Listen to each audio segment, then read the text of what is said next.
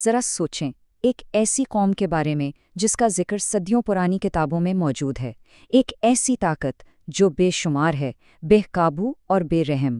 یہ یاجوج اور ماجوج کی کہانی ہے، ایک ایسی پیشن گوئی جو قیامت کی بڑی نشانیوں میں سے ایک ہے۔ تو آئیے اس قدیم تباہی کی قوت کے بارے میں جانتے ہیں اور سمجھتے ہیں کہ اس کی آمد ہمارے لیے کیا معنی رکھتی ہے۔ کہا جاتا ہے کہ جب وہ آئیں گے تو سمندر ان کے لیے کم پڑ جائیں گے، دریا ان کے قدموں تلے سوکھ جائیں گے اور دنیا کی کوئی طاقت ان کے سامنے ٹھہر نہیں پائے گی۔ یہ ہے وہ منظر جس کی خبر دی گئی ہے۔ اس پوری بات کو سمجھنے کے لیے ہم دیکھیں گے کہ یاجوج اور ماجوج آخر ہیں کون، انہیں کس نے اور کیسے روکا تھا، ان کے آنے سے پہلے کیا بڑی نشانیاں ظاہر ہوں گی، اور سب سے اہم، اس پوری کہانی میں ہمارے لیے کیا سبق ہے۔ تو سب سے پہلا اور سب سے بڑا سوال، آخر یہ یاجوج اور ماجوج ہیں کون؟ یاجوج اور ماجوج سیدھے الفاظ میں حضرت آدم کی ہی اولاد میں سے ایک بہت بڑی اور تباہی پھیلانے والی قوم ہے۔ ان کی تقدیر میں لکھا ہے کہ وہ آخری زمانے میں ظاہر ہوں گے اور پوری زمین پر فساد برپا کریں گے۔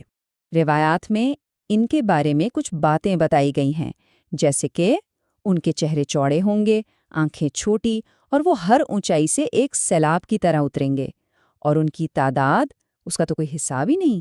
کہا جاتا ہے کہ وہ اپنے رستے میں آنے والی ہر چیز کو کھا پی جائیں گے۔ اچھا، اگر یہ اتنے خطرناک ہیں تو ابھی کہاں ہیں؟ اس سوال کا جواب ہمیں تاریخ میں بہت پیچھے لے جاتا ہے، ایک عظیم بادشاہ اور ایک ناقابل تذکیر دیوار کی کہانی کی طرف۔ یہاں کہانی میں انٹری ہوتی ہے حضرت ذوالقرنین کی، ایک بہت ہی نیک اور طاقتور بادشاہ جنہیں اللہ نے زمین پر بہت بڑا اختیار دیا تھا۔ وہ دنیا کے کونے کونے میں سفر کرتے اور انصاف قائم کرتے تھے۔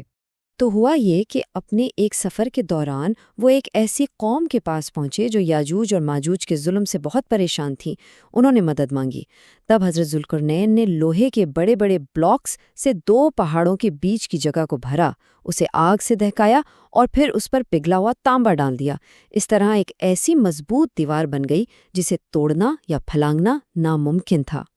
لیکن حضرت ذوالقرنین نے اسی وقت کہہ دیا تھا کہ یہ دیوار اللہ کی ایک رحمت ہے، اور یہ تب ٹوٹے گی جب اللہ کا وعدہ پورا ہونے کا وقت آئے گا، اور اس وعدے کے پورا ہونے سے پہلے دنیا کچھ اور بڑی آزمائشوں سے گزرے گی۔ ان میں 2 سب سے بڑے فتنے ہیں۔ پہلا ہے دجال، جو ایک روحانی آزمائش ہوگا۔ وہ دھوکے اور فریب سے لوگوں کے ایمان کو پرکھے گا، یہاں تک کہ خود کو خدا کہے گا۔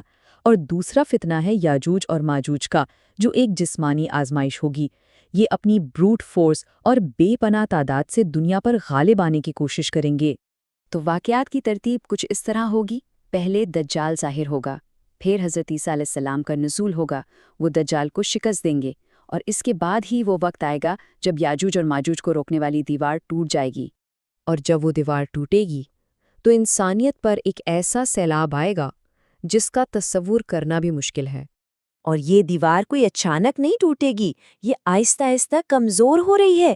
ایک حدیث میں آتا ہے کہ نبی کریم صلی اللہ علیہ وسلم نے خود فرمایا تھا کہ آج یاجوج اور ماجوج کی دیوار میں اتنا سا سوراخ ہو گیا ہے، اور آپ نے اپنے انگوٹھے اور شہادت کی انگلی سے ایک چھوٹا سا دائرہ بنا کر دکھایا۔ جب وہ نکلیں گے تو ان کی تعداد کا اندازہ اس بات سے لگایا جا سکتا ہے کہ ان کا پہلا لشکر بحیرہ تبیریا یعنی لیک ٹائبیریس کے پاس سے گزرے گا تو وہ اس کا سارا پانی پی جائے گا۔ جی ہاں، سارا کا سارا۔ اور بات یہیں ختم نہیں ہوتی۔ جب ان کا آخری لشکر اسی جگہ سے گزرے گا تو وہ کہے گا، یہاں کبھی پانی ہوا کرتا تھا۔ یہ ان کی تعداد اور ان کی پھیلائی ہوئی تباہی کی شدت کو ظاہر کرتا ہے۔ زمین پر سب کچھ تباہ کرنے کے بعد ان کا غرور آسمان کو چھوئے گا۔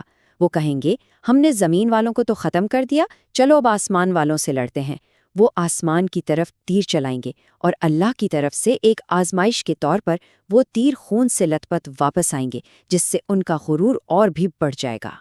جب انسان کی ساری طاقتیں، ساری حکمت عملی فیل ہو جائے گی، جب مومن بے بس ہو جائیں گے، تب مدد آئے گی آسمان سے۔ اس وقت حضرت عیسیٰ علیہ السلام اور ان کے ساتھ جو مومن ہوں گے وہ اللہ کے حکم سے کوہ طور پر پناہ لیں گے، کیونکہ یاجوج اور ماجوج کا مقابلہ کرنا کسی انسان کے بس میں نہیں ہوگا، اور وہاں وہ سب مل کر اللہ سے دعا کریں گے۔ اور پھر اللہ ان کی دعا قبول کرے گا۔ وہ کوئی فوج نہیں بھیجے گا، بلکہ یاجوج اور ماجوج کی گردنوں پر ایک بیماری یا ایک کیڑا مسلط کر دے گا۔ اور صرف ایک ہی رات میں وہ کروڑوں اربوں سب کے سب ایک ساتھ ہلاک ہو جائیں گے۔ اس کے بعد اللہ بڑے بڑے پرندے بھیجے گا جو ان کی لاشوں کو اٹھا کر کہیں دور پھینک دیں گے، اور پھر ایک زوردار بارش پوری زمین کو دھو کر پاک صاف کر دے گی۔ تو یاجوج اور ماجوج کا قصہ تو ختم ہو گیا، لیکن اس کہانی کا اصل مقصد کیا ہے؟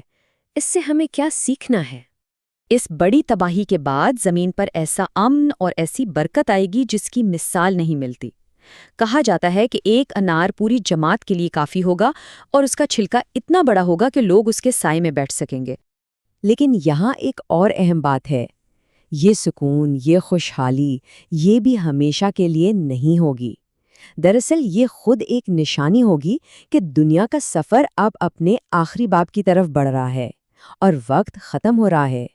تو یہ پوری کہانی صرف مستقبل میں ہونے والی ایک جنگ کے بارے میں نہیں ہے، یہ ہمارے آج کے لیے ایک سوچ ہے۔ اصل سوال یہ نہیں کہ یہ سب کب ہوگا، اصل سوال یہ ہے کہ کیا ہم تیار ہیں؟